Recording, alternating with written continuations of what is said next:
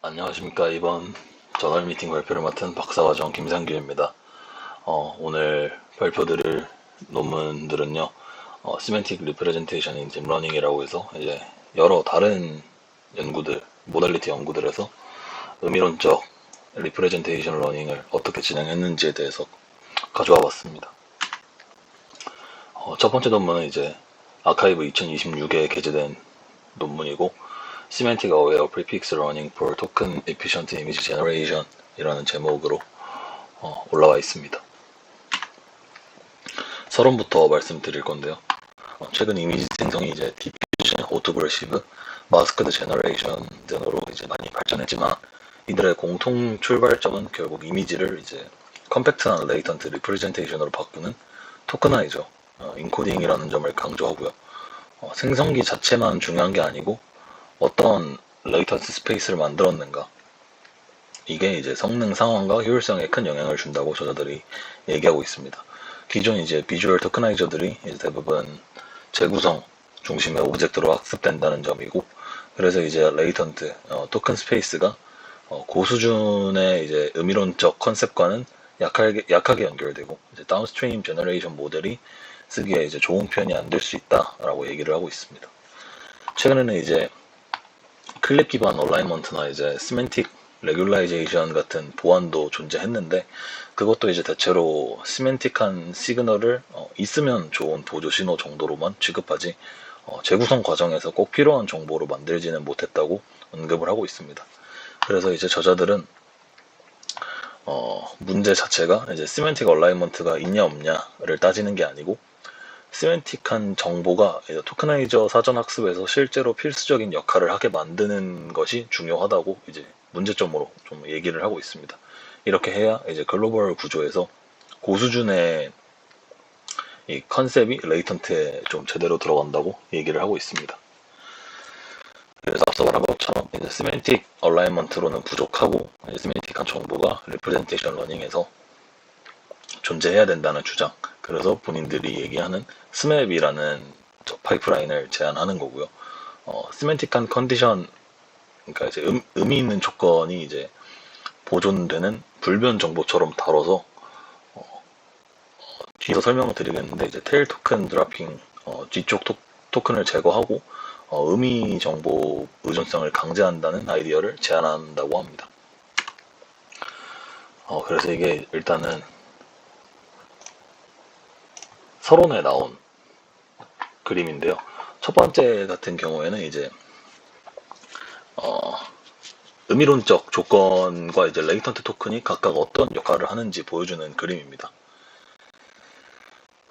그래서 이제 가장 상단을 확인해 보면요, 클래스 조건만 사용했을 때 이미지가 완벽하게 선명하지는 않지만 이제 해당 클래스가 무엇인지는 알 수 있을 정도다라고 이제 설명을 하고 있고, 중간 구조에서는 이제 시멘틱 컨디션, 이제 의미론적 조건과 레이턴트 토큰을 함께 사용했을 때 재구성 학습을 한다고 하면 약간 상단에 비해서 이제 조금 복원 품질이 눈에 띄게 향상되고, 개별 이미지의 외형이나 질감 같은 이런 디테일들이 훨씬 더 살아난다고 합니다. 여기서 이제 저자들이 중간만 봐도 역할 분담이 형성된다고 얘기를 하고 있고요. 이제 의미론적 조건과 이 카테고리 클래스를 연결하는 데 있어서는 이 카테고리를 결정하는 데 있어서는 이제 의미론적 조건이 담당을 하는 거고, 레이턴트 토큰 같은 경우에는 이제 텍스처나 이런 디테일한 부분을 책임지고 있다고 얘기를 하고 있습니다.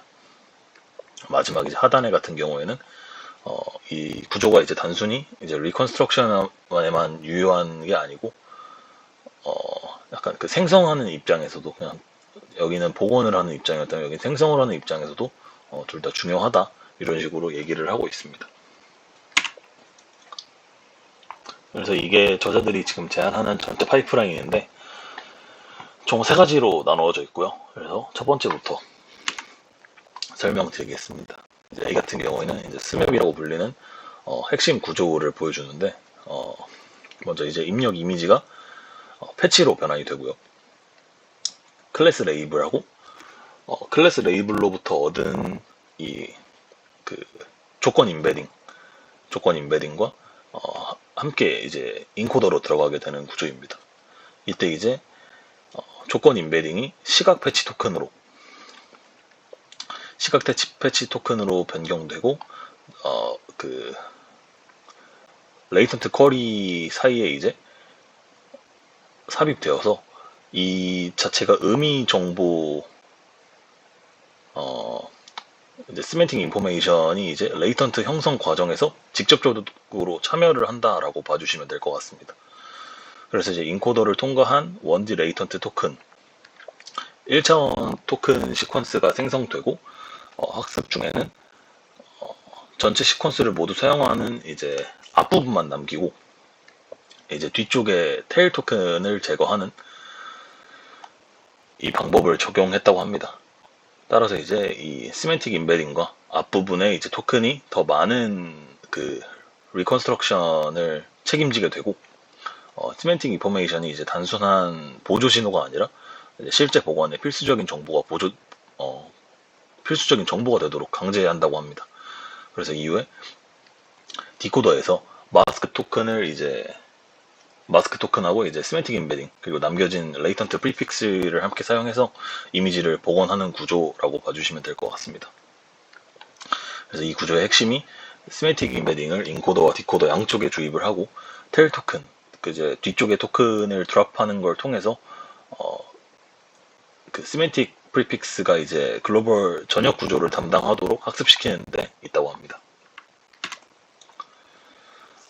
B 같은 경우에는 이제 카드 제너레이터를 보여주는 부분인데 이 구조 같은 경우에는 이제 앞서 스맵 레이턴스 스페이스가 이제 실제 제너레이션에도 효과적인지를 검증하기 위해서 설계된 하이브리드 생성 프레임워크입니다. 먼저 이제 이 스맵 토크나이저로부터 얻은 잠재 토큰, 레이턴트 토큰 시퀀스가 제너레이터의 입력으로 사용되는데 이후 이제 앞단에서 존재했던 이 자기 회귀 트랜스포머가 이 토큰들을 순차적으로 모델링을 해가지고 클래스 수준에서 필요한 이 전역적인 구조, 그 다음에 토큰 간의 구조적인 의존성을 학습한다고 저자들이 얘기를 하고 있습니다. 그래서 이 다음에 출력으로는 최종 이미지가 바로 나오는 게 아니라 이렇게 정제된 연속적인 모듈로 전달이 되고요. 논문에서는 이제 이 부분을 이제 MLP를 통해서 구현을 하고 있다고 지금 얘기를 하고 있습니다. 그리고 여기 보시면 노이즈가 존재를 하는데 이 노이즈가 추가된 입력을 점진적으로 정제를 하면서 아마 디퓨전 쪽까지 얘기를 하고 있다고 생각을 하고 있고요. 앞단에 이제 자기 회귀 모델이 이제 전체적인 구조를 먼저 잡는다면 이제 뒷단의 정제 모듈이 세부 품질을 보완하는 방식으로 동작을 한다라고 생각을 해주시면 될 것 같습니다. 그리고 이제 C 같은 경우에는 의미 조건 공유, 이제 semantic condition sharing을 설명하는 부분인데 핵심 같은 경우에는 이제 토크나이저가 토크나이저랑 제너레이션이 semantic condition을 각각 따로 학습하지 않는다라는 점이고요. 이제 먼저 클래스 레이블이 먼저 클래스 레이블로부터 클래스 인베딩이 생성되고 이 인베딩이 제너레이터 쪽에서 새로 학습되는 게 아니라 이제 앞서 A에서 설명했던 스맵의 프리트레인 단계에서 사용한 컨디션 인베딩 모듈을 조건 인베딩 모듈을 그대로 사용해가지고 제너레이터는 한쪽에서 레이턴트 토큰을 입력으로 받고 다른 한쪽에서는 동일한 시멘틱 인베딩 스페이스에서 온 클래스 컨디션을 함께 받게 됩니다. 결과적으로 이제 토크나이저 단계에서 이제 아까 A 스맵에서 나왔던 시멘틱 프리픽스를 형성하던 표현 공간이랑 제너레이션 단계에서 이제 클래스 컨디션에 사용되는 그 리프레젠테이션 스페이스가 일치를 하게 됩니다. 이러한 설계가 전체 구조를 단순화할 뿐만 아니라 토크나이제이션이랑 제너레이션 사이에 이제 그 시멘틱 컨시스턴시 의미적 일관성을 높여준다고 주장을 하고 있고요. 결론적으로 이 C에서 하는 역할이 토크나이저에서 학습한 의미론적 임베딩을 생성기에서도 그대로 활용해서 두 단계가 이제 동일한 시멘틱 스페이스를 공유하도록 만드는 장치라고 생각을 해주시면 될 것 같습니다. 그래서 우선 결과인데요. 결과 같은 경우에는 여기 지금 여기 오른쪽에 4개의 열을 봐주시면 되는데 C랑 Z가 존재를 합니다. 이 C가 이제 카테고리 수준을 얘기하는 거고, 여기 이렇게 카테고리를 얘기하는 거고, Z 같은 경우에는 개체별 외형의 디테일을 담는다는 걸 얘기합니다. 앞서 인트로에서 보여드렸던 것처럼. 그래서 이 Z가 공집합이라는 거는 지금 Z가 들어가지 않았다는 거니까 시메틱 컨디션만 남겼을 때, 의미론적 그 카테고리만 남겼을 때 레이턴트 토큰 없이 복원을 한다면 이제 결과가 흐리게 나오게 된다는 걸 보여주고 있는 거고요. 이거는 이제 단순히 그 시메틱 컨디션으로부터 복원은 가능하지만 이제 실제로 앞서 말씀드렸던 것처럼 디테일한 부분이 부족하다라는 걸 말씀드리는 거고, 여기서 이제 B랑 공집합 섞었을 때도 똑같이 이 카테고리는 그대로 따라가는데 디테일한 부분을 놓친다라는 걸 설명하고 있는 거고요. 여기 같은 경우에는 이제 A랑 B를 섞었으니까 여기 디테일 정보랑 여기의 형태를 가져가다 보니까 이런 식으로 지금 복원이 된다라고 나머지도 이제 비슷한 이유로 설명을 하고 있는 사진 비교입니다. 그래서 이제 이 아키텍처 설정표인데 일단 결과표라기보다는 이제 저자들이 생성하는 데 사용한 이 카드 모델에 대한 모델 크기를 정리한 표입니다. 각 모델에 대해서 이제 뎁스, 위즈, 그 다음에 헤드랑 MLP 비율, 파라미터 수를 보여주고 있는 거고요. 제안한 이제 스맵과 이제 카드 조합이 실제 생성 성능에도 경쟁력이 있는지를 보여주는 표인데요. 표를 보면 기존 이제 오토그레시브, 리그레시브 자기 회귀 기반 모델과 이제 디퓨전 기반 모델, 확산 기반 모델을 함께 비교를 하고 있고, 평가 지표 같은 경우에는 이제 방금 전에 말씀드렸던 RFID, 그 다음에 GFID, 그리고 이제 IS로 되어 있습니다. 저자들이 강조하는 포인트는 이제 제안하는 방법이 성능만 높은 게 아니고 작은 토큰으로도 매우 강한 성능을 보인다는 이제 효율성 관점에서도 얘기를 하고 있고요. 그래서 보셔야 될 거는 이제 아워스 쪽에서 전체적으로 조금 방법 자체가 이 GFID 쪽에서 1.85를 기록했다, 이 부분에서 1.85를 기록했다고 하는데 얘기하는 거는 이제 많은 기존 방법들이 이제 토큰 수가 256개, 그 다음에 4096개, 이제 더 많은 레이턴트 토큰들을 사용해서 이 토큰들과 비교했을 때도 경쟁력 있는 결과라고 얘기를 하고 있고요. 결론적으로 이제 이 스맵이 학습한 시멘틱 어웨어 레이턴트 스트럭처가 이제 재구성뿐만 아니라 다운스트림 제너레이션에서도 효과적이고, 그 구조를 잘 활용하는 게 이제 카드 구조였던 거고, 이 구조를 활용해서 고품질 이미지를 생성할 수 있다라는 걸 핵심 결과로 정리하고 있습니다.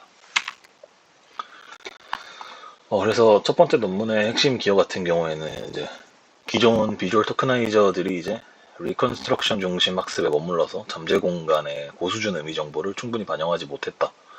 그리고 의미 정보가 실제로 재구성에 필수적으로 참여하도록 만드는 이 스맵이라는 파이프라인을 제안했다는 점이고요. 클래스 수준 의미 조건, 클래스 레벨 시멘틱 컨디션을 이제 인코더와 디코더에 직접 주입을 하고, 그 다음에 테일 토큰 드로핑으로 이제 잠재 토큰을 제거해서 앞쪽에 있는 토큰이 더 많은 복원을 책임지도록 강제한 구조가 가장 중요한 아이디어라고 얘기를 하고 있습니다. 이를 통해서 이제 범주 수준 정체성과 이제 전역 구조를 담당하고, 잠재 토큰이 이제 인스턴스 수준의 세부 정보를 보완하는 방식의 역할 분리가 가능해졌고, 단순히 재구성 성능 향상뿐만 아니라 다운스트림에서도 이제 더 유리한 의미론적으로 정렬된 잠재 표현을 만들 수 있다고 얘기를 하고 있습니다. 다음으로 가져온 논문도 이제 아카이브 2026에서 가져온 논문이고요. 여기는 이제 스펙트럴 맘바라고 하는 맘바 기반의 연구를 가져왔습니다. 인트로부터 설명을 좀 드리면 저자들이 이제 하이퍼 스펙트럴 이미징이 이제 RGB보다 훨씬 풍부한 스펙트럴 시그니처를 제공해서 재질 구분이나 타겟 디텍션, 오브젝트 디텍션에 유리하다고 설명을 하고 있습니다. 그래서 이제 환경 모니터링이나 도시 분석, 보안 같은 응용에서 중요하다고 배경을 얘기하고 있고요. 보통 이제 타깃 레퍼런스 스펙트럼이 몇 개 안 되고 센서나 이제 획득 환경, 배경 구성 차이 때문에 도메인 시프트가 좀 많이 일어난다고 합니다. 근데 그 도메인 시프트가 일어나는 조건에서 수행을 하다 보니까 본질적으로 그 학습 자체가 퓨샷으로 갈 수밖에 없고 크로스 도메인, 방금 말씀드렸던 크로스 도메인 문제가 좀 심하다고 규정을 하고 있습니다. 그래서 기존 이제 딥러닝 기반의 한계를 두 가지 축으로 얘기를 하고 있는데 기존 방법들이 이제 전체 혹은 많은 파라미터를 파인 튜닝을 하는 경우가 많은데 퓨샷 환경에서는 매우 비효율적이라고, 그리고 이게 오버피팅 되기 쉽다고 얘기를 하고 있습니다.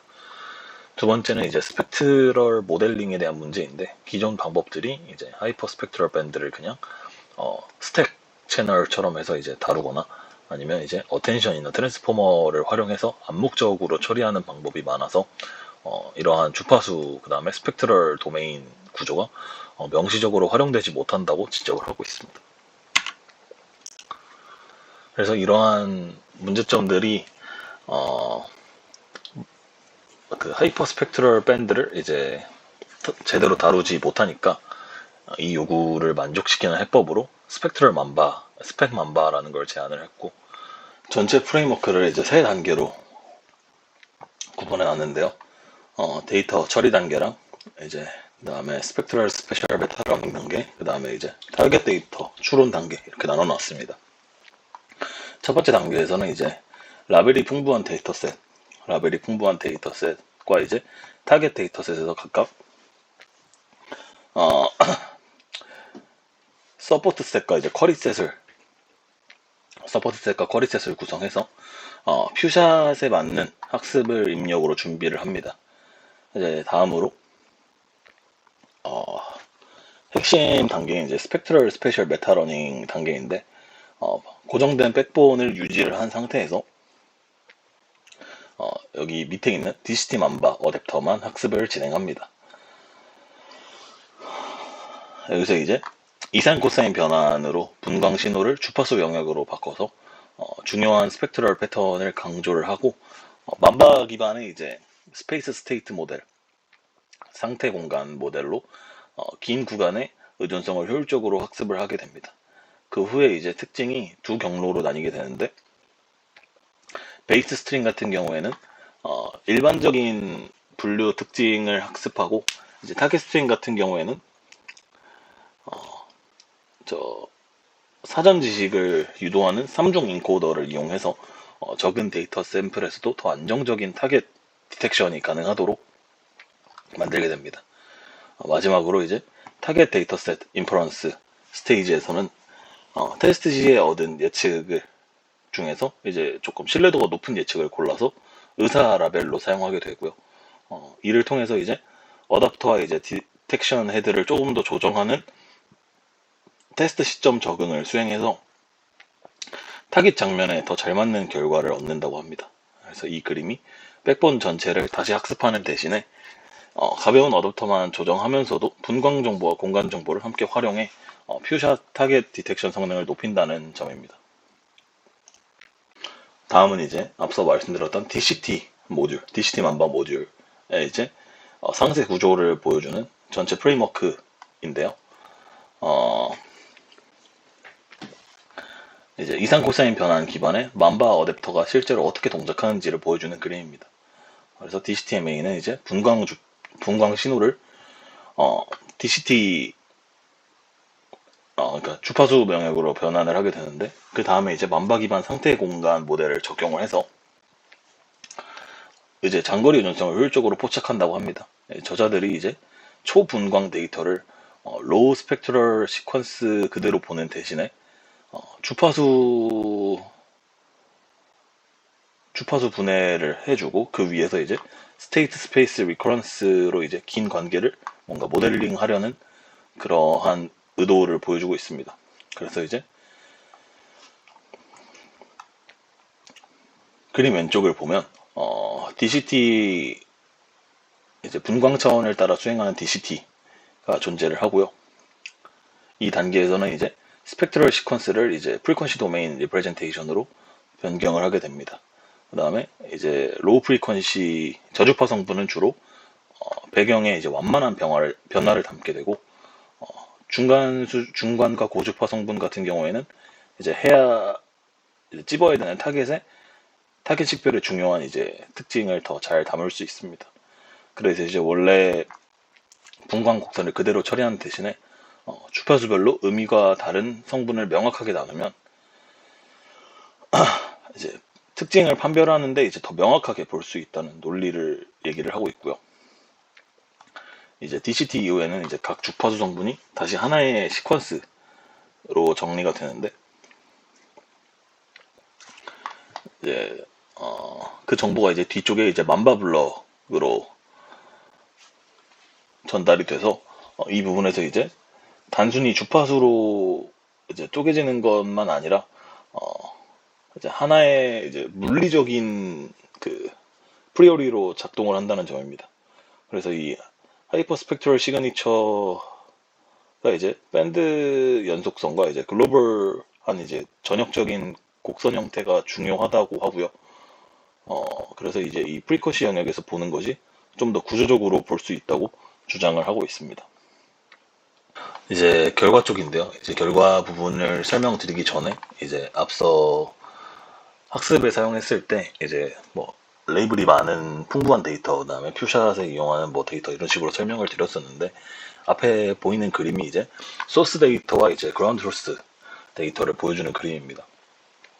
그래서 왼쪽 같은 경우에는 수도 컬러 이미지라고 되어 있고 원래 그 하이퍼 스펙트럴 이미지 저희 계속 스펙트럴을 가지고 입력으로 사용한다고 했는데 그 하이퍼 스펙트럴 이미지 밴드를 그대로 보여주는 게 아니고 사람이 좀 보기 쉽게 몇 개의 밴드를 골라서 저희 흔히 아는 그 RGB 비주얼라이제이션처럼 RGB 그 사진 영상으로 시각화했다고 합니다. 그래서 이거 같은 경우에는 지금 치쿠세이라는 아마 어디 지역인 것 같은데 그 지형이 어떻게 생겼는지 보여주는 배경 지도라고 하고요. 오른쪽에 있는 게 이제 실제로 디텍션 해야 되는 이 오브젝트들을 이제 다 다른 클래스로 색깔별로 칠해 놓은 상태라고 봐주시면 될 것 같습니다. 그래서 지금 보시면 이 레이블이 어떻게 선정된 건지가 일단 궁금하실 수도 있을 텐데 기본적으로 그 땅을 제외한 땅 위에 올라가 있는 다른 오브젝트들을 다 레이블링 했다고 해주시면 됩니다. 생각해 주시면 됩니다. 그래서 뭐 건물이나 도로라던가 아니면 뭐 여러 가지 뭐 일반 토지 위에 그림으로 덮여 있는 다른 클래스들을 각각 의미한다고 생각을 해주시면 될 것 같습니다. 이것도 이제 데이터의 설명에 속하는 부분인데 앞서 이제 보여드렸던 이제 지도 같은 경우에는 좀 이제 다중 클래스로 해가지고 여러 가지 클래스를 이제 다 집어낼 수 있는가 분류할 수 있는가에 초점을 둔 데이터라고 하면 이 데이터 같은 경우에는 좀 더 그 타겟 검출에 좀 더 핏한 그 데이터셋이라고 설명을 해드릴 수 있을 것 같습니다. 그래서 여기 보시면 비행기 모양하고 실제로 오브젝트 디텍션에 조금 유의미할 수 있는 데이터를 선정을 해서 보여줬다고 생각을 해주시면 될 것 같습니다. 그래서 이제 이 제안한 방법들을 여러 베이스라인 메소드와 놓고 이제 초분광 데이터셋에서 성능을 비교한 표인데 비교 대상에는 이제 CEM, ACE 같은 이제 고전적인 이 초분광 계열에서 고전적인 검출기를 같이 비교를 놓고 얘기를 하고 있다고 합니다. 그래서 이제 타겟 데이터셋 여기에 샌디에고랑 뭐 여러 가지 존재를 하는데 이 각각에서 이제 탐지 성능을 비교했다고 하고요. 전반적으로 여기서 제안하는 스펙 맘바가 전반적으로 성능이 좋았다고 얘기를 하고 있습니다. 이 그림 같은 경우에는 이제 흔히 아는 이제 약간 클래스 액티베이션 맵 같은 그 비교어인데, 이 그림 같은 경우에는 별도의 그래드캠이나 액티베이션 맵 같은 분석 알고리즘으로 만든 게 아니고, 각 검출기가 출력한 이제 디텍션 스코어 탐지 점수 맵과 아니면 디텍션 리절트를 이미지로 시각화해서 비교한 그림이라고 얘기를 하고 있습니다. 서로 다른 방법들, 이제 각 타겟 장면에서 만든 이제 이 디텍션 맵, 탐지 맵을 시각적으로 비교를 하는 역할인데, 앞서 말했던 이 왼쪽에 있는 친구들이 비교적 고전적인 친구들이고, 오른쪽에 있는 게 최신 거고, 가장 오른쪽이 이 연구에서 제안하는 스펙 맘바인데, 이처럼 이제 정확하게 디텍션 해야 되는 아마 그런 툴스가 조금 안 보이실 수도 있는데요. 앞서 보여드렸던 데이터 셋들 중에 포함되는 것들이고, 정확하게 이 빨간색으로 된 비행기라던가 이 구슬들을 확실하게 디텍팅 해야 되는데, 나머지 연구들은 이제 디텍싱을 하긴 했지만 주변에 조금 더 판단을 하기 쉽지 않은, 자동적으로 판단하기 쉽지 않은 그런 오브젝트들이 같이 포함되는 모습을 보였고, 스펙맘바 같은 경우에는 정확히 그 타겟으로 된 오브젝트들, 약간 오차율이 많이 적은 상태로 더 선명한 분리를 보인다고 주장을 하고 있습니다. 그래서 이 다음 그림 같은 경우에 이제 ROC 커브를 보여주는 건데, 각 방법에 이제 탐지 성능을 이제 임계값 변화와 이제 O 경보율 관점에서 비교하는 시각화입니다. 그래서 이제 저자들이 보는 곡선은 크게 세 종류인데, 이제 PDPF 커브, 그 다음에 스레시홀드 PD 커브, 그 다음에 스레시홀드 PAF 커브, 이렇게 세 가지를 본다고 합니다. 전형적인 ROC 커브라고 얘기를 하고 있고, PD 같은 경우에는 탐지 확률이 높고, PF 같은 경우에는 이제 오경보 확률이 낮을수록 좋다고 얘기를 하고 있습니다.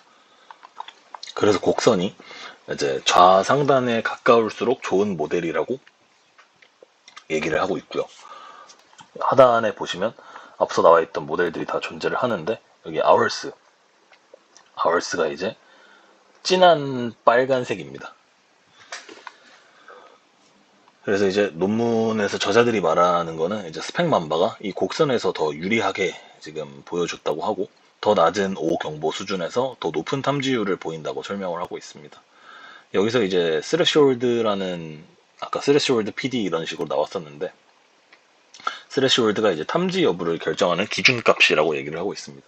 스레시홀드를 바꿔도 이제 이 PD 탐지 확률이 잘 유지된다면 강건한 방법이라고 볼 수 있고, 저자들은 이제 스펙맘바가 이 곡선에서 좀 더 스테이블한, 안정적이라고 설명을 하고 있습니다. 그래서 이제 스레시홀드를 조금 바꾸더라도 이 디텍션하는 퍼포먼스가 막 무너지지 않는다고 얘기를 하고 있고요. 이 곡선이 이제 스레시홀드 변화에 따라 PF 오경보율이 어떻게 달라지는지 보여주는 건데, 배경 잡음을 잘 억제해서 이 스레시홀드를 조절할 때 이 오경보율이 빠르게 줄어드는 경향을 보인다고 합니다. 결론적으로 이 ROC 커브를 통해 말하고 싶은 거는, 단순히 성능이 좋은 게 아니고 높은 탐지 확률을 유지하면서 낮은 O 경보율을 달성했고, 임계값 변화에 대해서 되게 로버스트하다는 점을 얘기하고 싶다는 것 같습니다. 이 논문의 가장 큰 기여는 이제 아마 퓨샷, 이 분야 자체가 익숙하지 않아서 이해하는데 조금 시간이 오래 걸렸는데요. 가장 큰 기여가 이제 퓨샷의 이제 탐지, 기존처럼 백본 전체를 크게 파인 튜닝하지 않고 안정적인 시멘틱 리프레젠테이션을 유지한 채 이제 필요한 스펙트럼 어댑테이션만 이제 가볍게 수행하도록 구조를 분리했다는 점인 것 같고요. 특히 이제 DCT를 이용해 분광신호 주파수 영역으로 변환하고, 이를 맘바 기반의 SSM과 결합한 DCT-MA 모듈이 효율적으로 이 구조를 반영할 수 있게 해준다는 점에서 가장 핵심적인 아이디어라고 생각을 하고 있습니다. 그래서 이제 적은 샘플과 큰 도메인 차이에도 더 강건한 탐지가 가능함을 보였고, 결과적으로 이 논문은 이제 초분광 탐지에서 효율적인 적응과 물리적으로 의미 있는 분광 모델링을 함께 달성한 점이 가장 인상 깊었다고 정리할 수 있습니다. 감사합니다.